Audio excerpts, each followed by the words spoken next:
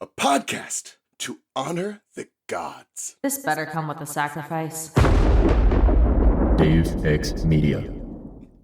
In fact, Horse is about the only thing not doing battle in the Great Room. Khufu, our intrepid baboon, was riding an old magician around the room, choking him with his own wand and staring him into walls as the mage turned blue. Felix had unleashed a squad of penguins on another magician, who cowered in a magic circle with some sort of post-traumatic stress, screaming, "Not Antarctica again! Anything but that!" Alyssa was summoning the powers of Geb to repair a massive hole the enemy had blasted in the far wall. Julian had summoned a combat avatar for the first time, and was slicing demons with his glowing sword. Even bookish Cleo was dashing about the room, pulling scrolls from her pouch, and reading random words of power like blind, horizontal, and gassy, which, by the way, work wonders to incapacitate an enemy. Everywhere I looked, our initiates were ruling the day. They fought as if they'd been waiting all night for the chance to strike, which I suppose was exactly the case. And there was Jazz. Jazz! Up and looking quite healthy, knocking an enemy Shabti straight into the fireplace, where it broke into 1,000 pieces. I felt an overwhelming sense of pride, and not a small amount of amazement. I'd been so worried about our young trainees surviving, yet they were quite simply dominating a much more seasoned group of magicians. Most impressive, though, was Amos. I'd seen him do magic, but never like this. He stood at the base of Thoth's statue, swirling his staff and summoning lightning and thunder, blasting enemy magicians, and flinging them away in miniature storm clouds. A woman magician charged at him, her staff glowing with red flames, but Amos simply tapped the floor. The marble tiles turned to sand at her feet, and the woman sank up to her neck. Carter and I looked at each other, grinned, and joined the fight.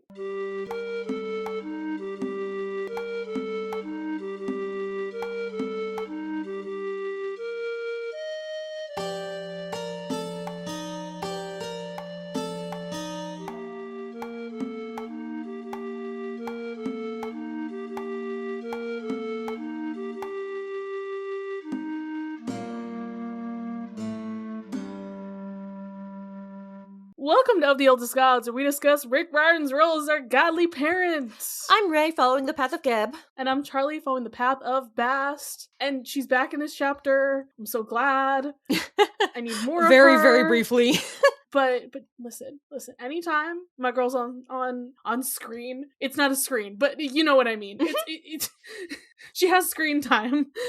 Bast is here and Geb mention. They're both That's true. in chapter.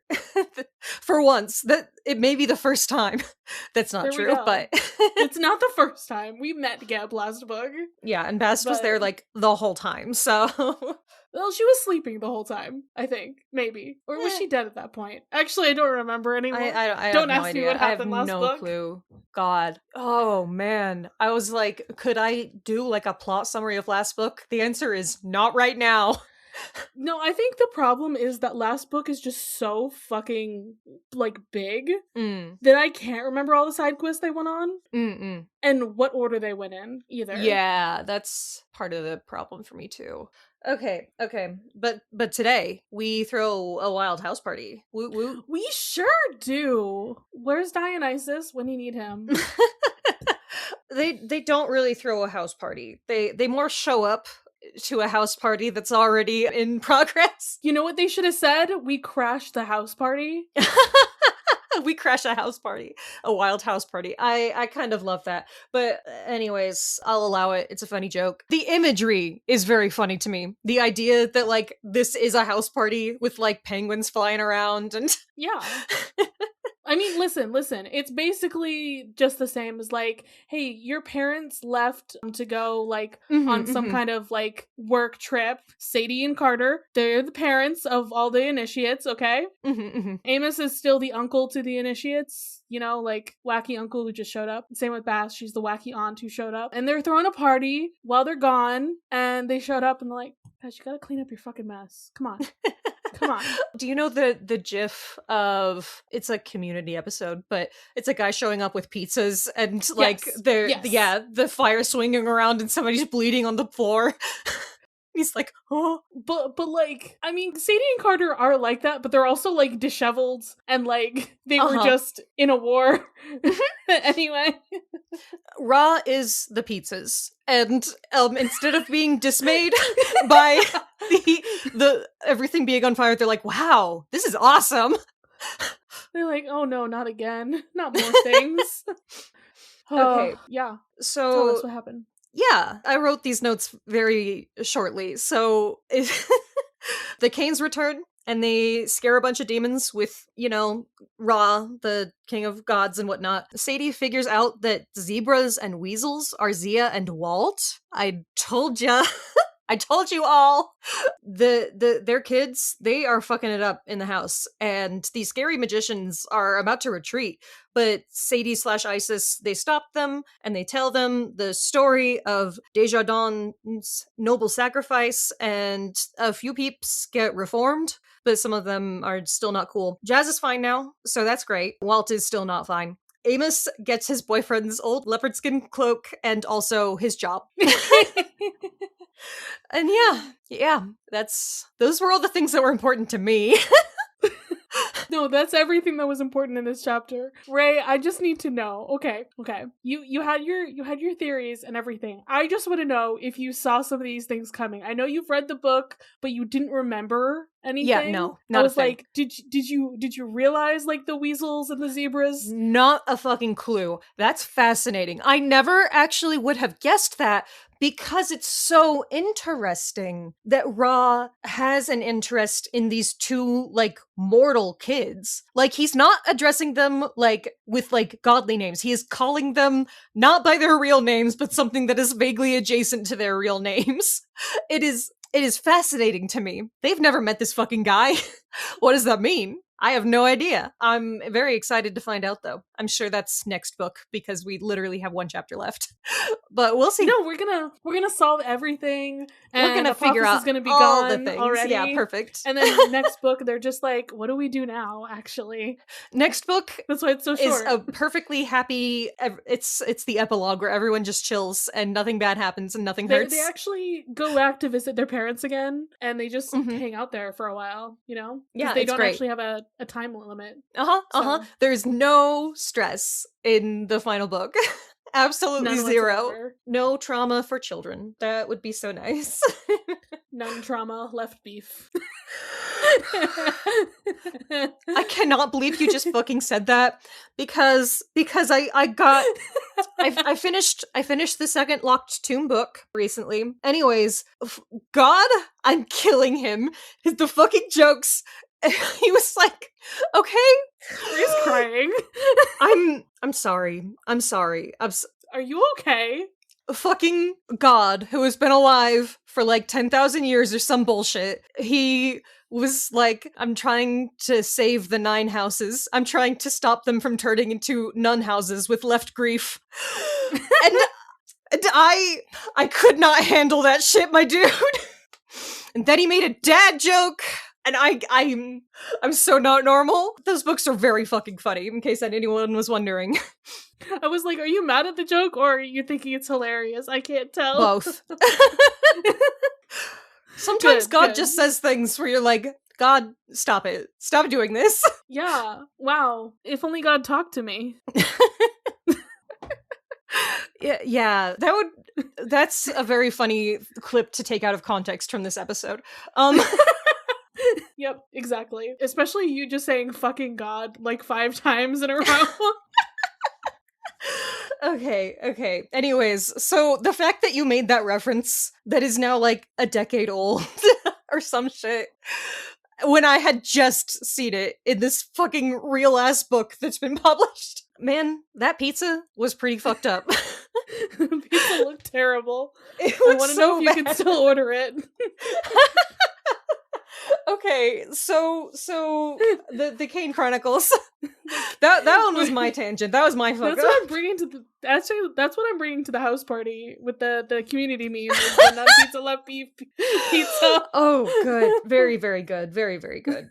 Okay, so Sadie gets the last 2 chapters. She's very happy about it. She's like, Carter, you're never getting the mic back. Fuck you. It's mine now. Oh, speaking of which, my hold finally came through on Libby, so now I have the actual audiobook for these last 2 chapters. And I listened to that during work, and it was pretty good. They have a different reader for Carter and a different one for Sadie. They don't, like, do each other's voices in the sections. It's just, they probably just have the 2 different readers and just have them, like, read their chapters separately. Mm-hmm. Anyways, and they both did a good job. So that's... Did they make the Sadie one do a British accent? I think she might actually be British. Don't quote me on that.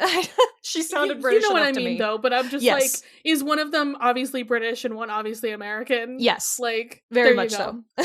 So they're keeping it. I don't know, guys. I don't know. You couldn't not. You have to. You gotta. Yeah. It's just funny that she's losing it, that's almost gone. She was only there for 6 years. Yeah. That's rough, girl. The formative years of her life. Anyway. Hey, listen, she learned to talk in America. Therefore,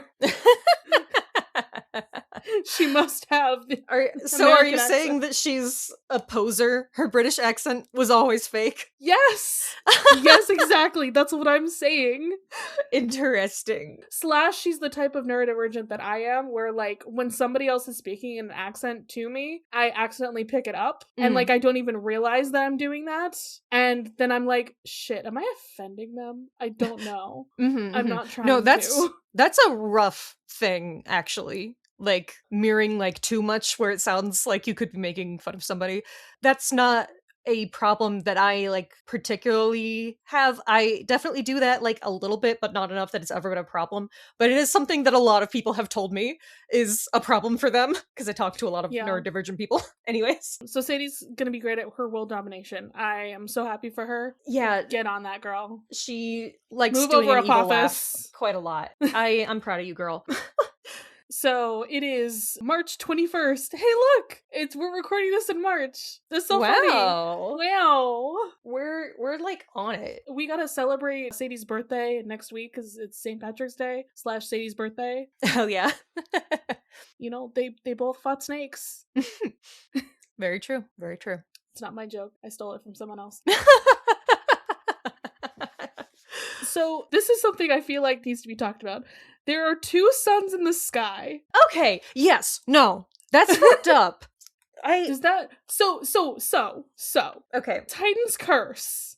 Yes. When we have the sun bus situation, does that mean that we saw 2 suns in the sky at that time as well? That was never implied to us. Like, that's just the sun. This should also just be the sun. Why is there a different sun that is not... No. Because they have also, not in this book series, but in the other book series, they did explain that there's also all of that other stuff that's happening. And that's separate from us. Like, scientifically, also exists. there is a sun in like, there's a star, there's a giant ball of gas that's, like, in the universe, and we're revolving around it, like, all of that is true. That just means that all the time you're going to be seeing multiple suns, like, in certain places. It's supposed to be like the Protestant version of communion wine. This is both wine and bread, but also body and blood simultaneously. Yeah. Not a symbol. No. It is both of the things. What? Oh, it's both? I thought that's what Protestants thought. I thought they were like, it's a symbol. It depends on the denomination. Some people are like, it's just a symbol. We were Lutherans. We were biblical literalists, like, very strongly. So when Jesus said, this is my body, this is my blood, he's being serious. That's what bread and Catholics wine. think too. But it is also... So Catholics, transubstantiation, that's different. To Catholics, it is not bread and wine. It is straight up Jesus' body and blood. Yes, that's what I'm saying. To Lutherans, it is bread and wine and body and blood simultaneously. Yes. That's different. That is different. But I thought you just said something else that you guys did. And now I feel like I'm crazy because I thought you said something else as well from another denomination. And now I'm like, okay. I'm done. Someone get me out of this hellhole. So there are Protestants for whom it's symbolic, and then for Catholics, the word is transubstantiation, and to them it literally, like, changes when you are doing communion. For Lutherans, they are simultaneously wine and bread and body and blood. So that's what I'm saying about the sun. It is simultaneously a ball of gas that is burning in the sky and also a sun chariot and a sun bow. It is all of those things. Seeing multiple things, though. That's the real question. That's what I'm saying. The answer yes. should be no, because that was what was implied to us before. This is fucking weird. This causes so many problems and questions in my brain.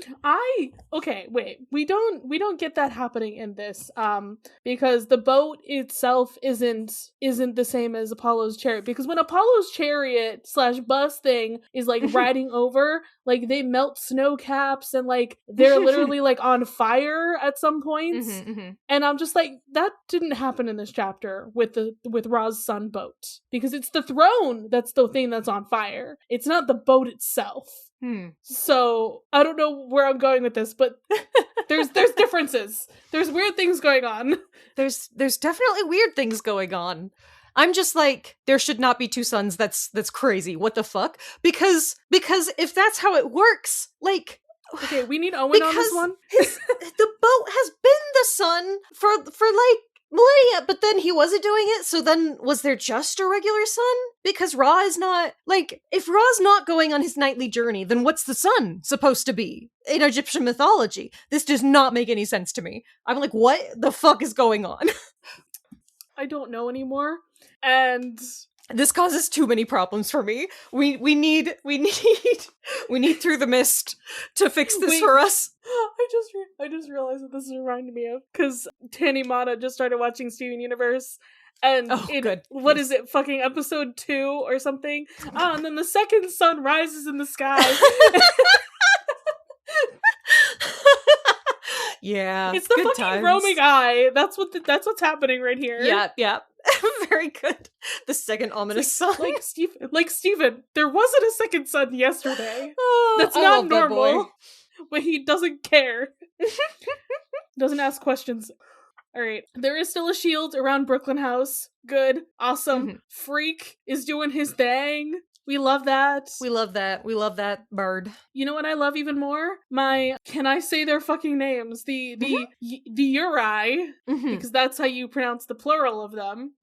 As Sadie even tells us. It's like saying you're right, but leave off the T. You're right. Very useful, very funny in the audiobook when she's literally just saying it, so there's no confusion for me.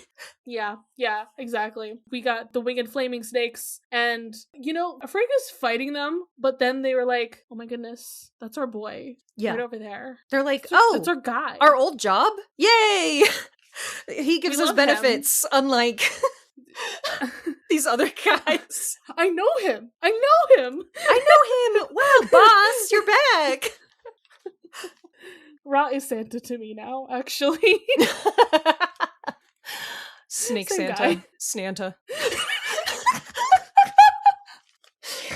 I'm sorry, y'all. This is what you get on a Friday night with Raye and me. Fucking We're hell. so burnt out from the week.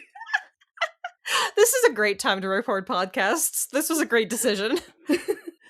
Oh my goodness. Oh, that's right. I always forget that Freak's wings are like weirdly like hummingbirds. And so they're like, yeah, he's got his buzzing wings and he's spinning in circles like he's a broken helicopter. I'm like, okay. I'm trying to picture his fucking hummingbird wings again. And it always sends me into like a spiral. I have no issues with this. I love it. I always have issues. I'm sad about the portal sphinx being broken, but you know what? Everything is broken. I'm sure they can fix it. Yeah. Oh, Zia and Walter here. Yay! Ra's like, hello, zebras! Yeah. No, he's so excited to see them, which is wild. I'm so fascinated by this development. And then when the snakes see Ra, they're just like, Ra, Ra, Ra, Ra, Ra. And when the demons see Ra, they're like, oh shit, Ra! Fuck! No! But we get into battle. It's time. They've been cured of their sickness from last chapter. Remember that? Yeah, they feel great. Good for them. They're all good. It's like they took a fresh shower, which is interesting. Like, I want to know how... I'm sorry, my brain's just like, so you were disheveled and like dying, and then... No, I feel like she's talking about the emotional state of having taken a shower, because that is a thing. Showers Like, if you Showers are a morning so shower cleansing. person, your morning shower is I so am. fucking important. It's a It a is. staple of your livelihood and mental health. I need it every single day. It's important to me. Carter is in his normal hawk avatar form. I keep saying hawk. It's a falcon, but you know what I mean. Yeah. Yeah, he's a birdman, but he's the right kind of birdman. It's less freaky this time. Even though Freak is in the corner saying freak, As you do. So Freak is headbutting the glowing combat avatar to just like nuzzling it affectionately. I love that shit. That's so funny. I mean, he's part cat. Yeah. Remember? Good shit. Yes, this is good. This is important to me, actually. Zia and Walt apparently tried talking to the bad guys. It don't work. It's because they're not Steven Universe. They don't have a little ukulele. They don't have high enough charisma points to make that shit happen. Nah, sadly they don't. But they're all warlocks. Why don't they have high charisma? We'll figure out the stats later.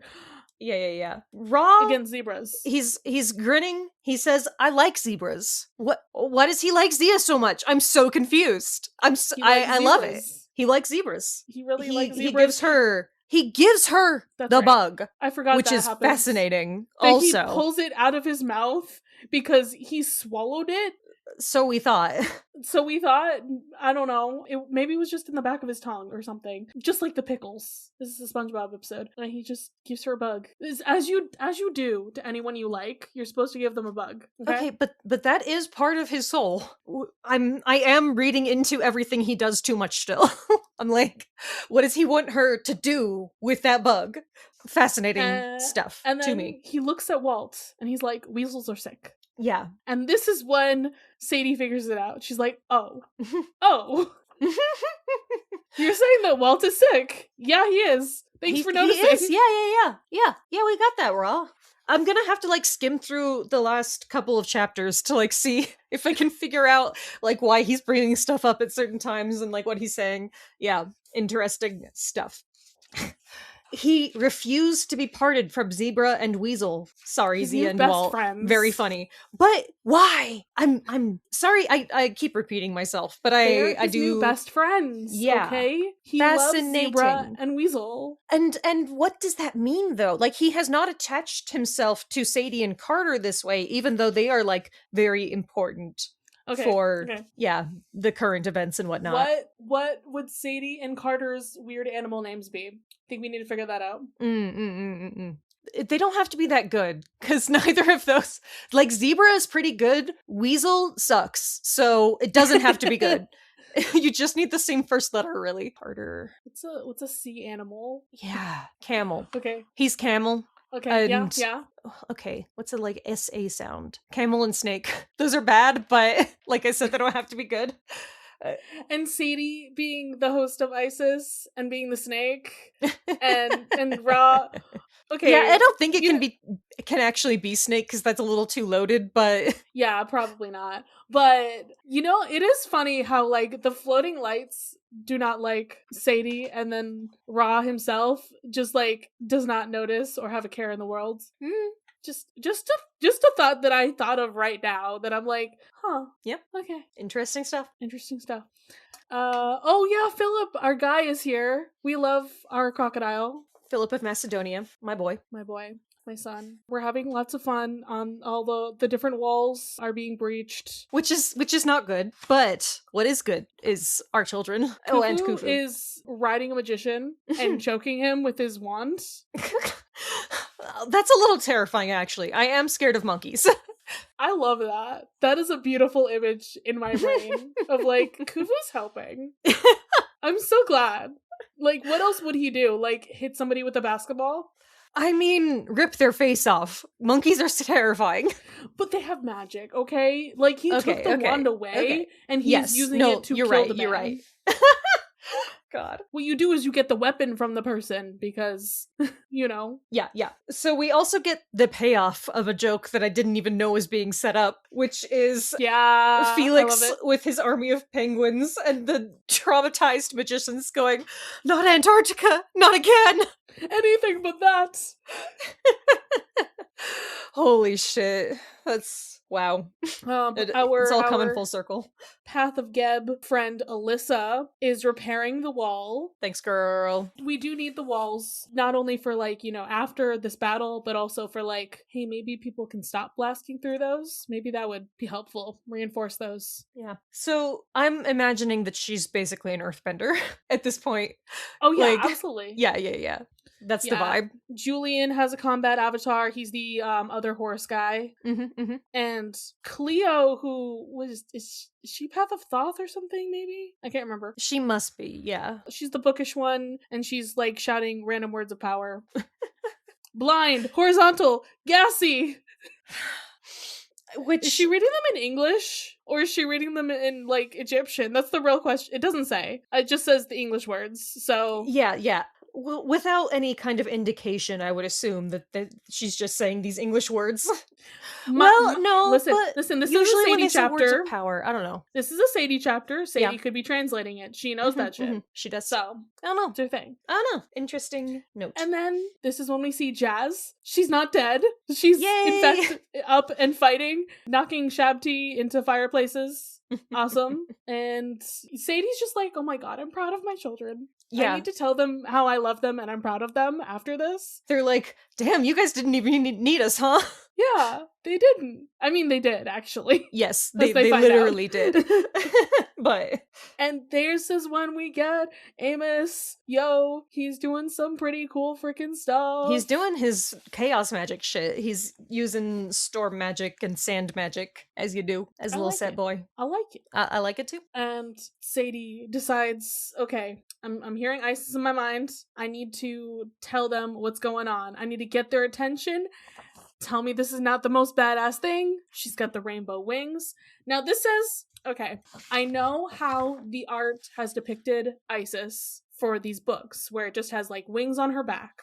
And this is saying shimmering rainbow wings appeared on either side of me. I am choosing to interpret this as the way that Isis is usually drawn, with the wings coming out of her arms.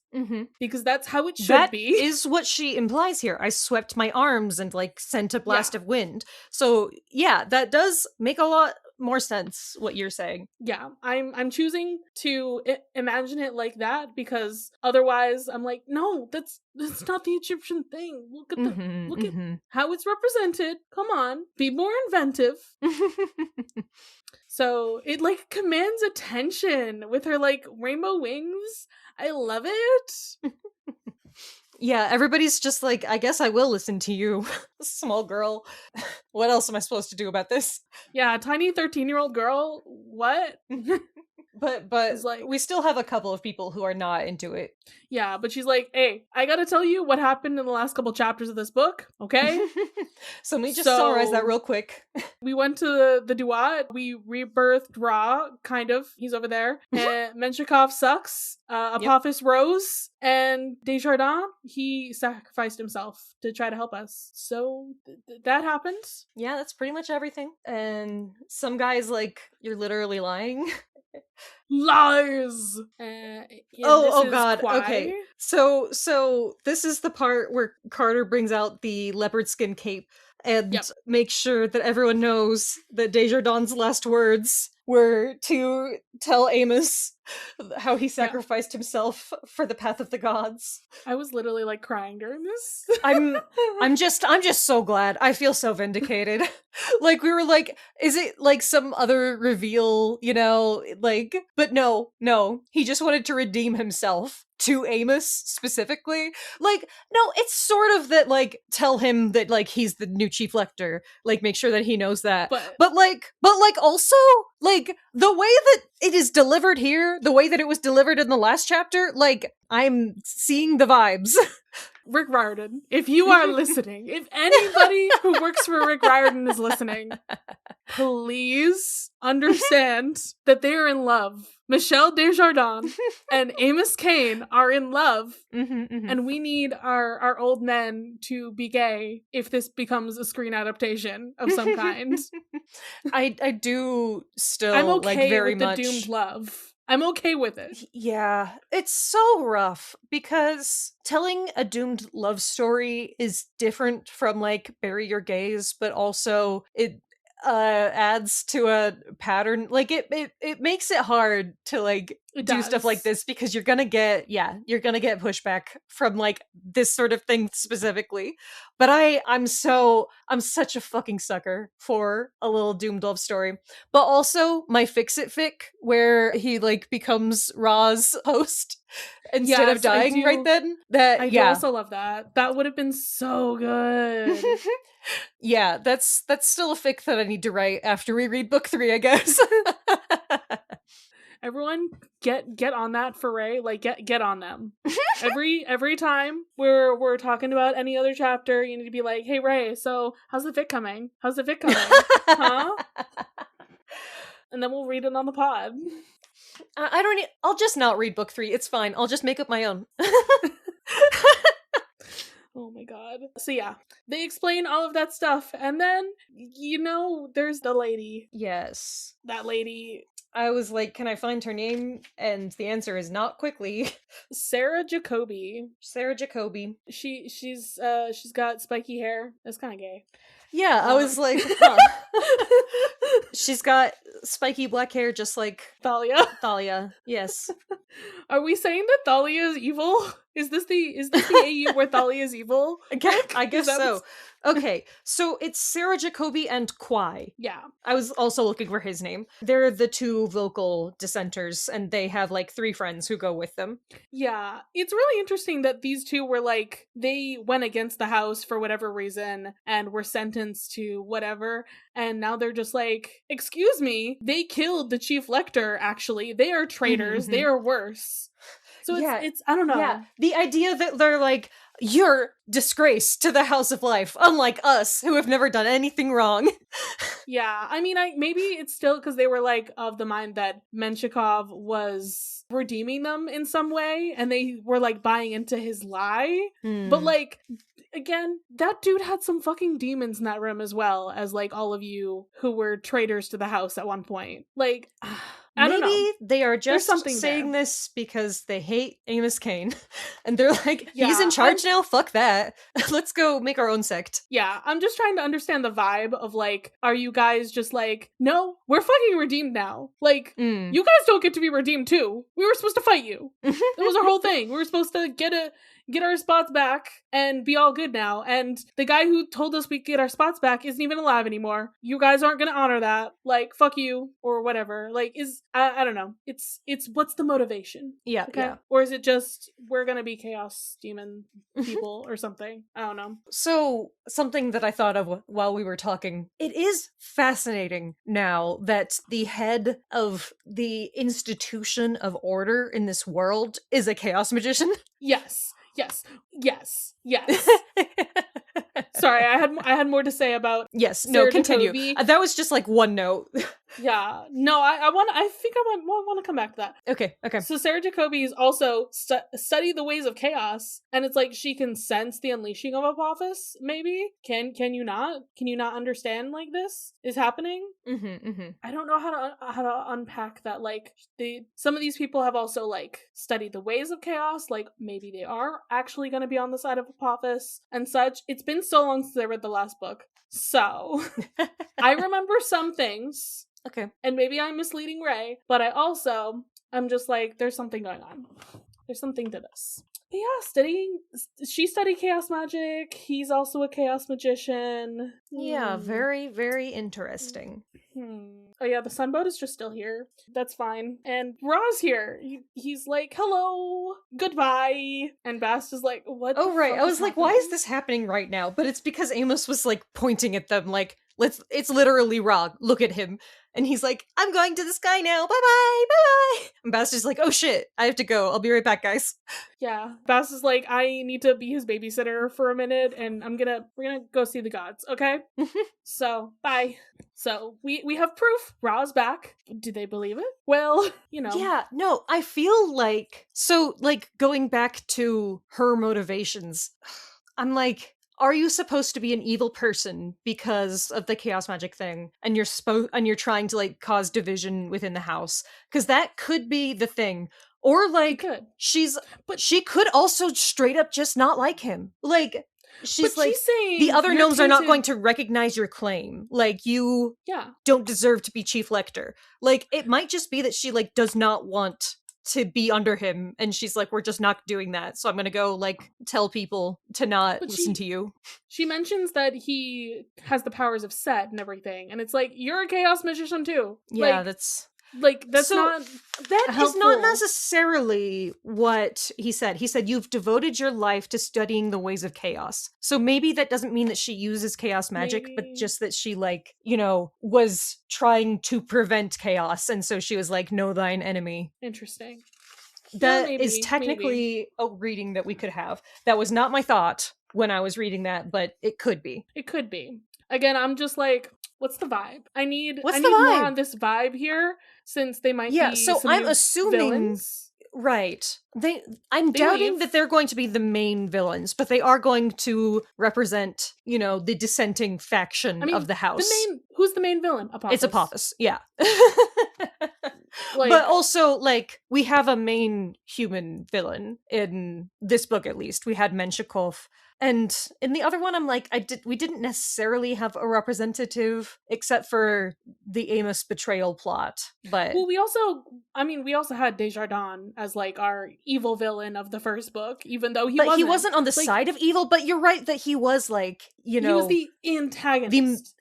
He was, and I think that does count. I was like, that doesn't count, does it? But it kind of does, because he was like the personality of, yeah. So I don't think that either of these people are going to be our personal human villain, but they could be. I don't know.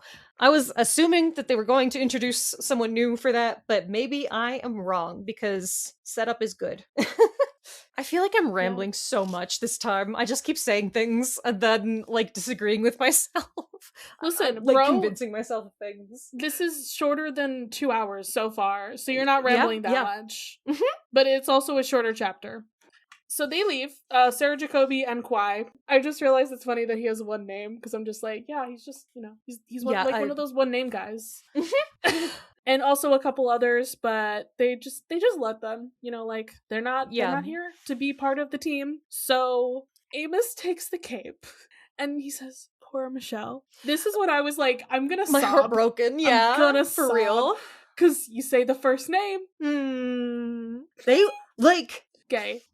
It's textual. Like, we textual. are doing a specific interpretation, but it is not an interpretation that they were close. Like, that is textual. Like, yeah, they have a close personal relationship, especially when he was, like, at the house for therapy. Like, that is in this book, and that I'm a little insane over.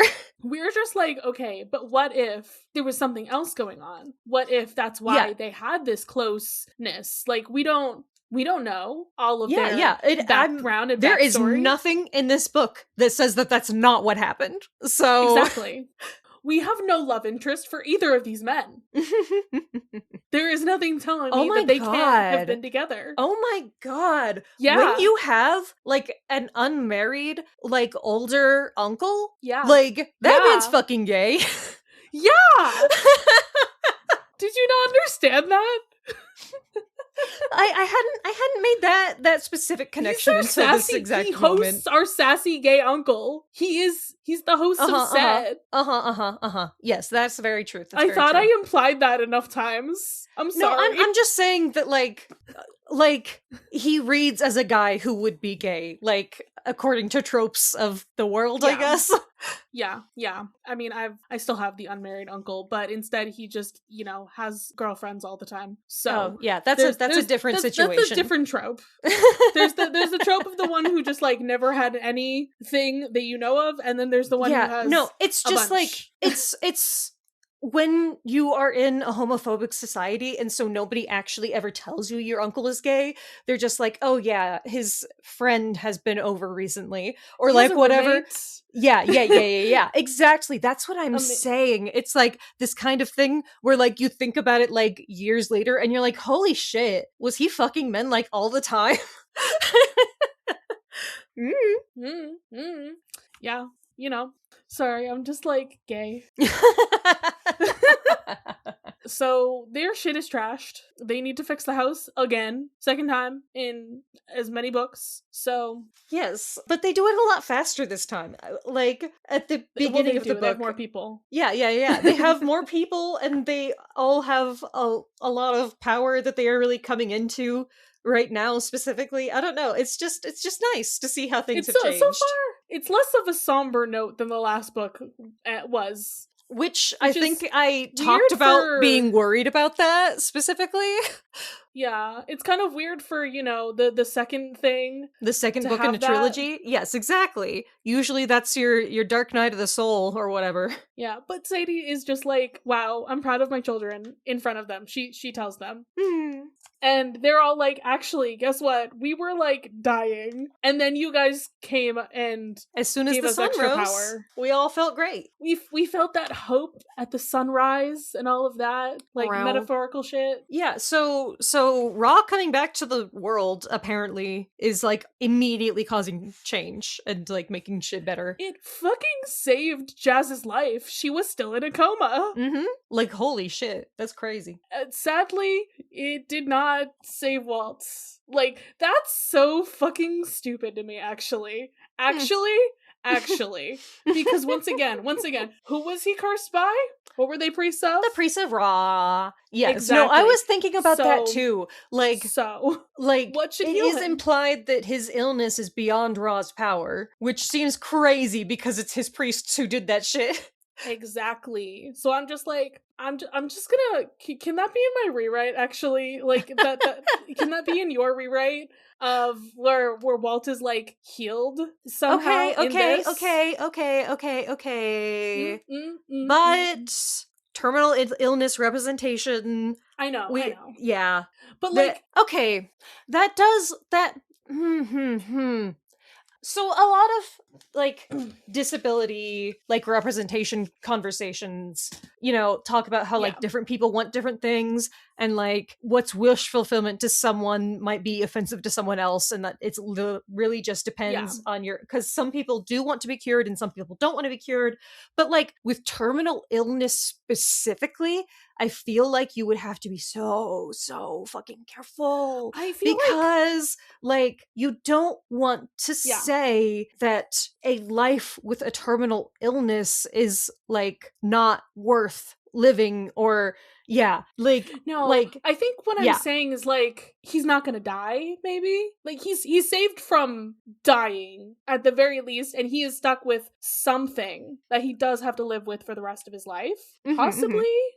But that is different from like a person with a terminal illness. Yeah, like it is. So and I just worry about that specifically because we have already talked about like Walt as representation and like how like how it got like explicitly compared to sickle cell disease and how we didn't like parts of that. And so now that's like in my brain and I'm like, I feel like if you just cure him, then that's shitty. Yeah. Because you don't want a kid to be relating to him and then to be like, well, it sucks that I don't relate to him anymore and that will never happen for me. I mean, yeah.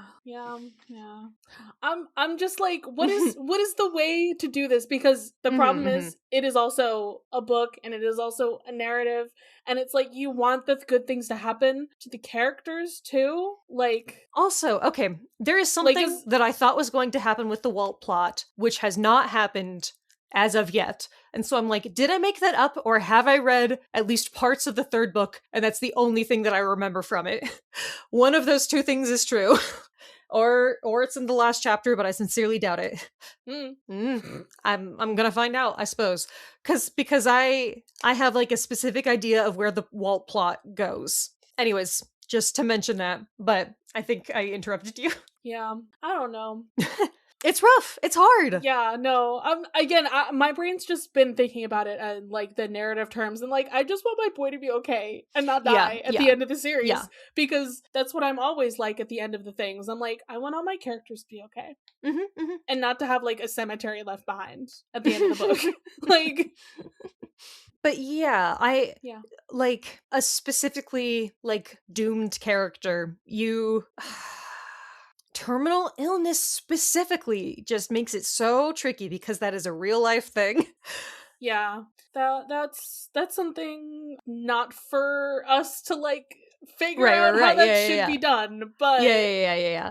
this I'm is just what Rick like went thinking with. about like, this is so dumb because we're talking about like a really rough real life thing, and I'm gonna bring up some stupid media, but in the TTRPG Masks, one of the character archetypes that you can play as is the Doomed. And like that character, like something about their superpowers or whatever is bad for them. They are doomed. They have a doom track. Something bad is going to happen to them, which may or may not be death, and it is inevitable. It will happen. And that is just a function of the game and how that character is played. And I'm That's like, Walt. yeah, that's just how it works. And I feel like trying to change that, kind of cheapens it. Maybe I don't know. Anyways, I guess my only other thought is that like maybe at the very least Walt could have felt like better about the whole like he could have not been in pain anymore, and he could have felt like, okay, I can accept it, and then what have you, like, yeah, I feel like there still need to be consequences regardless of what happens. Oh yeah, well he's still gonna use his magic, obviously, and that progresses his thing faster, and then maybe that would bring all the stuff back. But I'm just like, I feel like the powers of Ra should at least make him not hurt all the time. Like, it's just the fact that it's textual, like Ra's powers cursed him, so my brain's like, cursed should lift somehow. For narrative flow makes sense for brain. But Ra does seem to be preoccupied with it, so it's certainly going to come up at some point. So yeah, we'll see what happens. Weasels are sick. Yeah. Weasels are sick. Weasels are sick. So here in the last bit, Carter's like, hey Amos, why are all these guys like talking about you and stuff? I have no idea what's going on. And Sadie's like, why are you so stupid? Yeah, why are they not recognizing his claim? What claim? What's going on here? And Sadie's just like, Carter? Come on. Remember when we had that conversation about most powerful magicians? Desjardins the first, Menchikov's the third. Who's the second? Who's gonna fill that power vacuum? Who was given the We cape? know, because we love hot Uncle Amos. Did you realize that he was a second? Because I definitely was like alluding to it a while back, and I was just like, who's the second? I wonder who it's gonna be. I don't know if I ever you said caught my it, but I drift. was like, yeah, that's Amos. So he's the new chief lector. He's gonna take his ex-deceased lover's job. Yep. And his old cape. It'd be really funny if that was how that worked in real life. Like, your fiance, like, kicks it, and you're like, this sucks, now I have to plan a funeral, and I have to go do their job. Now I have to wear their job outfit to their job. Now I have to go Every dig day. out their uniform from their closet, and, like, sobbing put it on, and, like, go to... Like, go to work be a every civil day. engineer or whatever. Yep. You got promoted. Wow, thanks. I got promoted because my love just died. Thanks. That is how being in a royal family works, I guess. This is true. Every time that happens in, like, you know, any piece of media, I'm just like, this is just, why would you want to actually be part of a royal line? Yeah, imagine the stress. It's so horrible. You're just like, yeah, I can't wait to be king. I can't wait till my dad is dead. Simba, you got what you wanted. Shut up. Holy shit. He got exactly what he wanted. He couldn't wait to be king. He's just a boy. I'm just a man. Okay, that's the end of the chapter, guys. And we've dissolved into more sillies, as usual. As you do. We only have one more chapter left, and we're just at wrap up now. Like, yeah. I don't remember anything else happening now. So that's it. But there's still one more, and then we gotta start another book. So I'm like, so we do have the setup for the next book, which is that Apophis is temporarily banished but going to return. But I'm like, is there going to be like a little like plot hook cliffhanger thing or not? And with Rick, it can go either way. We'll see. I mean, we did get those guys who just were like, we don't recognize you. We outie. So that's still something. That's a little plot hook. Right. Like, we have plenty of plot hooks, but we don't have like a direct like, shocking thing to wait for, which is something that Rick likes doing a lot. Yep. So something's gonna happen. You know what I'm just realizing now? Carter still doesn't have any weapons, does he?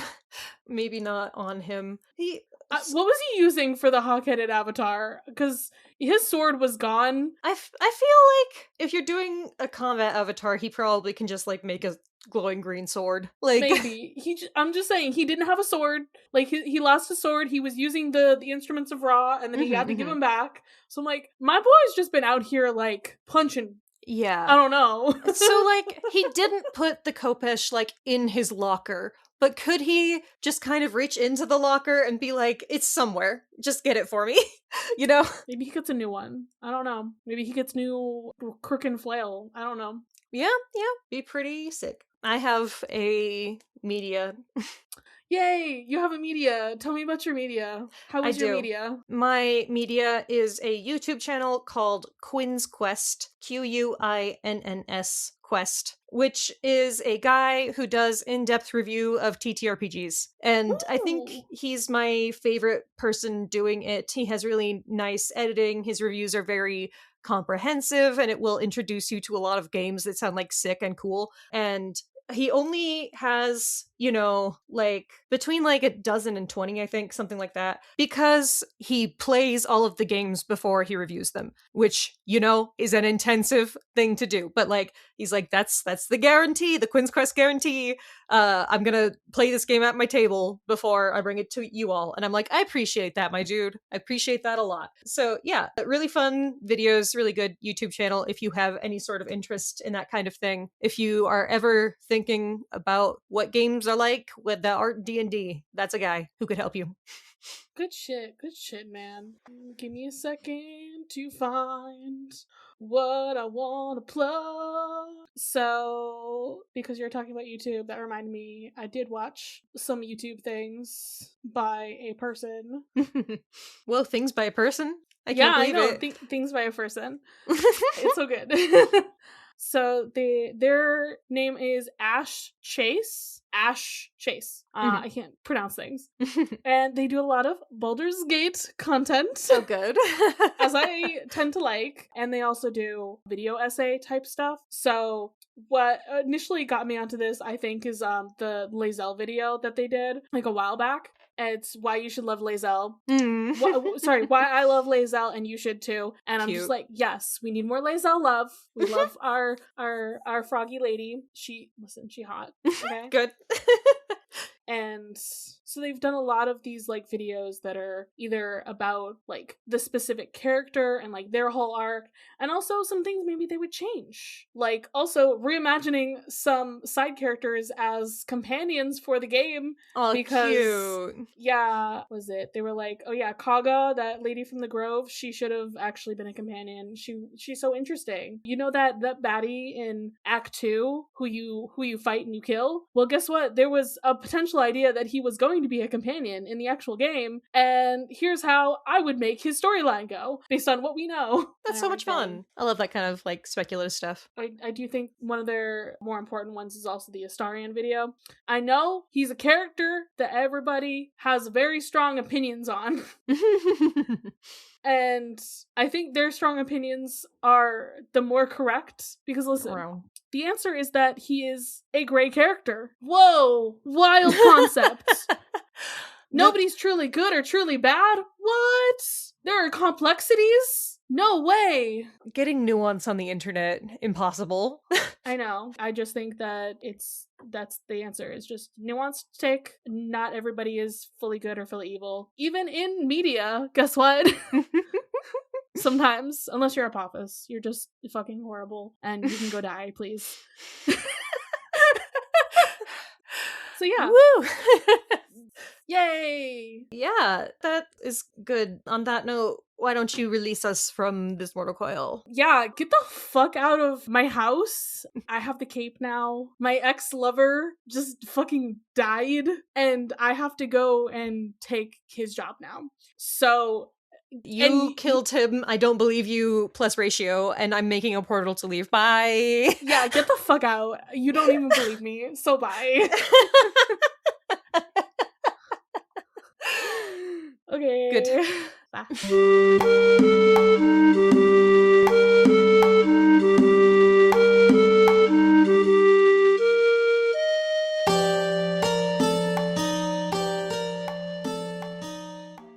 You can follow this podcast socials at Of the Eldest Gods Pod on Instagram and Tumblr. You can send us a message through the duat to oftheeldestgodspod@gmail.com. If you'd like to support us financially, join us at patreon.com/oftheeldestgods. By becoming a patron, you can join the Deus Ex Media Discord server, where you'll be able to chat with us and other listeners about the Riordanverse or whatever else. Our $5 patron tier also gets you access to Against All Odds, our monthly bonus show. There, we'll talk about a wide variety of topics, which usually have something to do with mythology, no promises. You can check out our merch store on Redbubble to find custom designs made by Charlie. Or if you cannot or do not want to support us financially, we'd really appreciate a rating, a review, or letting your friends and followers know how much you love the podcast. That really helps. If you want to hear more from me, Raye, check out Barbie Movie Slap, a podcast where my co-host Ted and I discuss Barbie's cinematic universe. That podcast Twitter is at Barbie Slaps. You can follow me, Charlie, at GreenPixie12 on most platforms. I also have an art Instagram at GreenPixieDraws. You can also hear my voice on 2 other podcasts.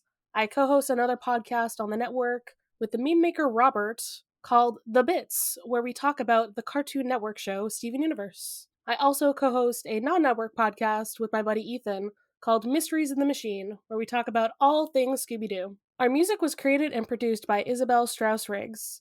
You can find Isabel at Kane I, that's I is in the body part, on Instagram and Twitter. She also currently makes video essays on the YouTube channel Kane I. Feel free to message her about making music for your project or editing your podcast. Of the Eldest Gods is based on the series by Rick Riordan. Right now we are discussing The Kane Chronicles. Remember to follow us on your favorite podcatcher and meet us back here every Thursday. Space, the final frontier. The adventure of which man has yet to explore fully, and yet man fully intends to explore. Robert, what are you doing? What's going on? Hey, Charlie, I'm just, on our hiatus. I decided I was going to take a little trip to space in my bubble. I'm having a good little time. Robert, enough of that nonsense. Steven made it home. We're fine. We're all fine. We're all fine, but... Yeah, it's time for the next season. It's time for the next season? Yeah, let's go back to kindergarten. And are we going to cover season 4 of Steven Universe? We are, in fact, going to cover season 4 of Steven Universe here on The Bits. Oh my gosh. The Jam Buds are reunited. Who are the Jam Buds again? I believe they are me, Robert. And me, Charlie. You can tune in every Friday for a brand new episode of The Bits. Bye-bye.